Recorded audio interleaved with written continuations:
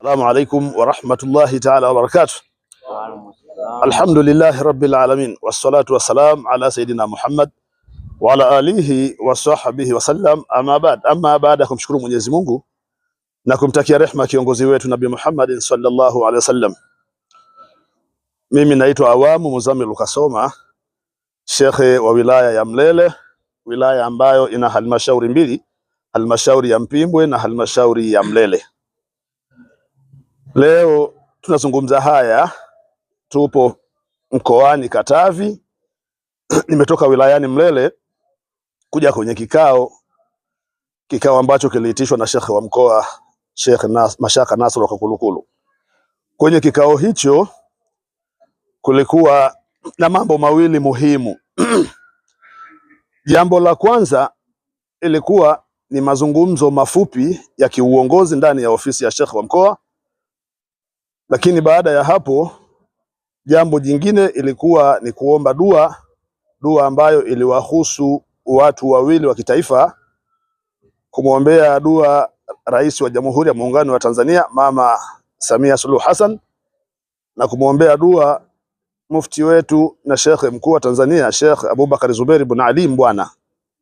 Alhamdulillah, katika mazingira hayo dua tumesoma kuwaombea viongozi hawa wawili, dua ambayo ni kumuomba Mwenyezi Mungu awakinge na husuda za kibinadamu, awakinge na shari za kibinadamu, awakinge watu hawa na ubaya unaotokana ndani ya nchi na nje ya nchi. Lakini pamoja na hayo, ndugu mwandishi wa habari, ndani ya kikao tulichoanza nacho cha ndani, katika mazungumzo ya hapa na pale, ilikuwa ni shekhe wa mkoa kutuuliza, pamoja na kuwa vitu vingine atuuliza hali ya kuwa anavifahamu, lakini alikuwa anatafuta tahqiqi tu ya kuthibitisha kwamba je, vitu hivi vinaweza kuwa vipo au namna gani, ni namna gani tunavyoweza kufanya kazi katika jamii ya Kiislamu na jamii nyingine isiyokuwa ya Kiislamu katika ushirikiano na mambo ya kimaendeleo.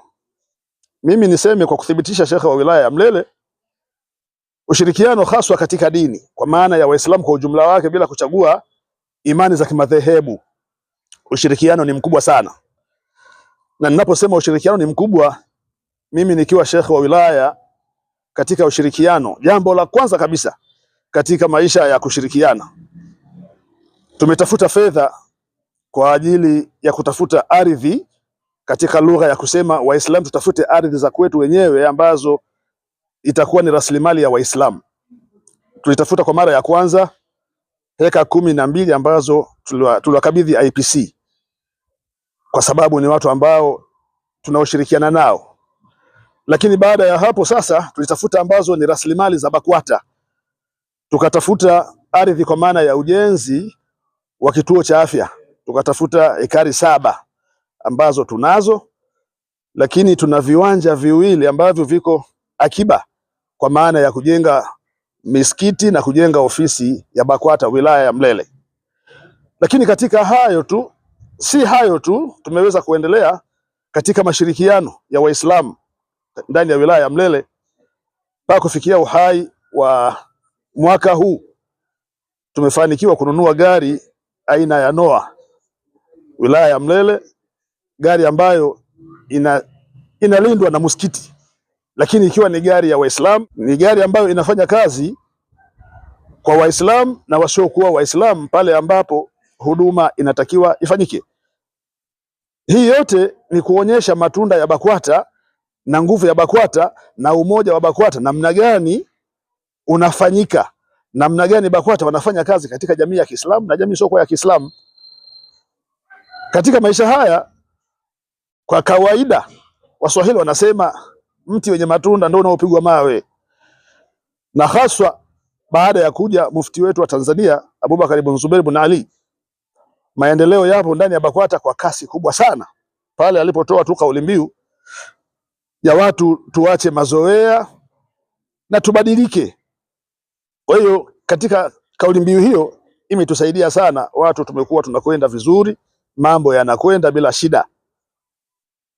Wilaya yetu ya Mlele si haba, kwani hata upande wa elimu madrasa tunajenga, Ukija Mpimbwe kwa maana ya Majiboto imejengwa madrasa moja nzuri sana, lakini ukija wilaya ya Mlele imejengwa madrasa nzuri sana ambayo ni ya kiwango.